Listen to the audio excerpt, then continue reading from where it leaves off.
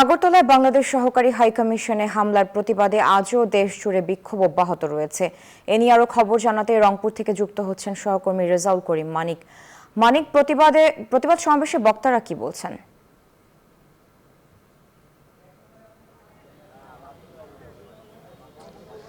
ধন্যবাদ আপনাকে। আসলে ভারতের আগরতলায় বাংলাদেশের সহকারী যে হাই কমিশন রয়েছে সেখানে হামলার প্রতিবাদে ফুঁসে উঠেছে রংপুর সহ আশেপাশের জেলাগুলো এবং সারা দেশের মতোই তারা বিক্ষোভ কর্মসূচি পালন করছেন এবং তারা বলছেন যে ভারতে যে ঘটনাটি ঘটিয়েছে তা অত্যন্ত ন্যাক্কারজনক। তারা অর্থাৎ বিএনপির পক্ষ থেকে বলা হয়েছে এটা অত্যন্ত দুঃখজনক, কোনোভাবেই এ ধরনের হামলা কাম্য না। একটু মহানগর যুব দলের যে আহ্বায়ক রয়েছেন নূর নবী মিলন, একটু আপনার কাছে জানতে চাই যে এই যে ভারতে সহকারী হাই কমিশনে হামলা করেছে দুর্বৃত্তরা, এ বিষয়ে আপনার প্রতিক্রিয়া একটু জানতে চাই।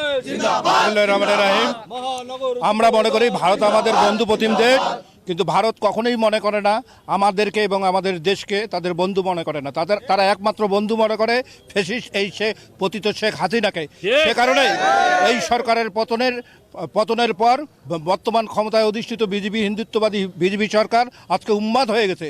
তারা আজকে শেখ হাসিনার সহকারে আজকে যে ষড়যন্ত্র মাধ্যমে এদেশের সামাজিক এবং রাজনৈতিক এবং ধর্মীয় ভাবে বিশৃঙ্খলা সৃষ্টি করার জন্য নানা ধরনের ষড়যন্ত্র করছে। তার এই বহিঃপ্রকাশ আমরা দেখেছি, যা আমরা আগরতলায় যে বাংলাদেশের ডেপুটি হাই কমিশনার অফিসে একদল উচ্ছৃঙ্খল হিন্দু আজকে হামলা করেছে। আমরা এই হামলার তীব্র নিন্দা ও প্রতিবাদ জানাই।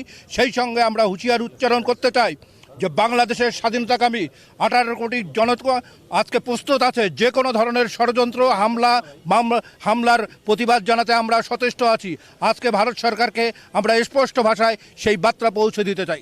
ধন্যবাদ। কথা বলছিলাম যে মহানগর যুবদল আহ্বায়ক নূর নবী মিলন, তিনি বলছেন যে ভারত যে কাজটি করেছে তা কোনোভাবে কাম্য নয়। তাদের দাবি এটি